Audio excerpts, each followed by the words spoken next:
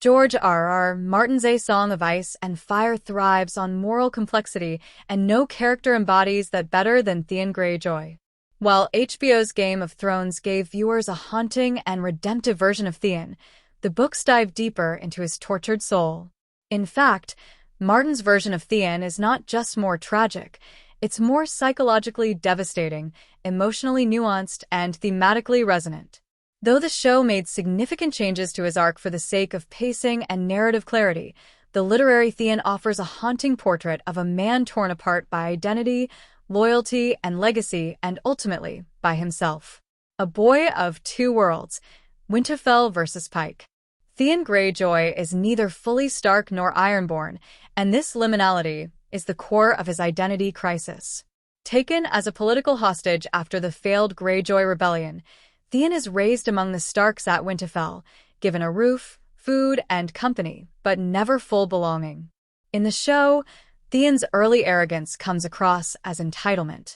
In the books, it reads as the insecure overcompensation of a boy who knows he doesn't truly belong. This internal divide, shaped by Ned Stark's rigid honor and Balon Greyjoy's brutal pride, tears Theon apart long before Ramsay Bolton enters the story. When Robb Stark entrusts him with a diplomatic mission to the Iron Islands, it sets the stage for his complete unraveling. Instead of homecoming, Theon is greeted with scorn and humiliation by his people. In Balon's eyes, Theon is not a long-lost son but a corrupted outsider, softened by northern ways and unworthy of the Ironborn name. The tragic irony is that Theon never chose to be raised at Winterfell. That decision was his father's, born from Balon's failed rebellion. Yet Theon is punished for it anyway. The taking of Winterfell, a cry for recognition. In both the series and the novels, Theon's decision to seize Winterfell is the turning point of his downfall. But in the books, the emotional stakes are clearer.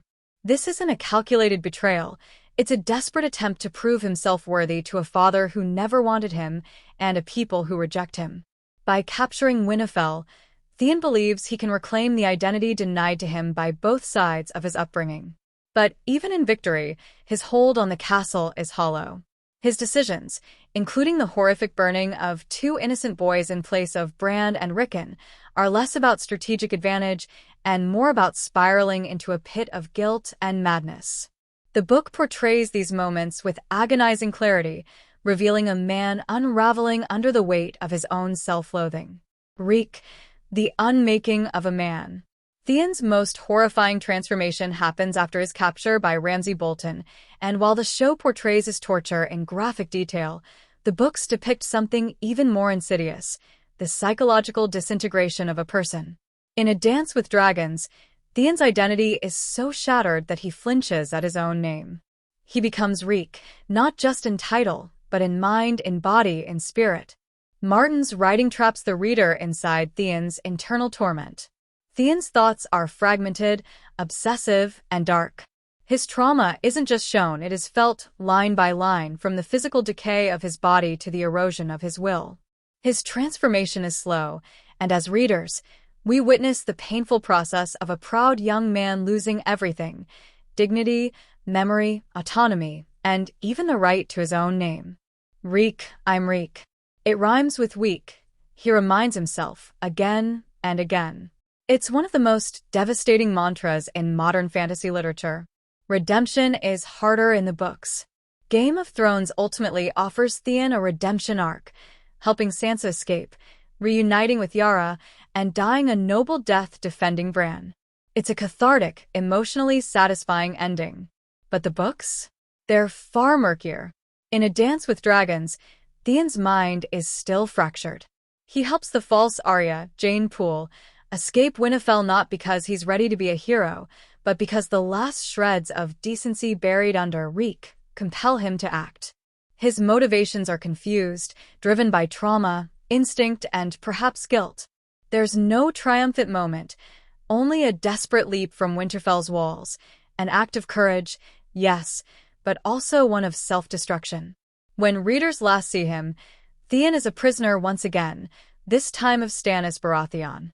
His fate remains uncertain, and his redemption, if it ever comes, will not be clean or complete. Martin doesn't offer easy absolution, only the painful reality that people like Theon may never be whole again. Theon's tragedy is the soul of Westeros. Theon Greyjoy's story is not just about betrayal and punishment. It's about identity, belonging, and the cost of living in a world where honor and cruelty often walk hand in hand. He is one of the few characters who genuinely tries to change, but change, in Martin's world, rarely comes without blood. What makes Theon's book arc more powerful than the show's is its relentless honesty.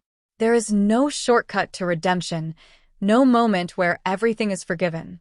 Theon's pain matters. His guilt is real. And yet, his humanity lingers through it all. In the end, Theon Greyjoy is not just one of Martin's most complex characters. He's one of the most tragic figures in all of fantasy literature. And it's precisely because of that complexity, that brokenness, that we remember him.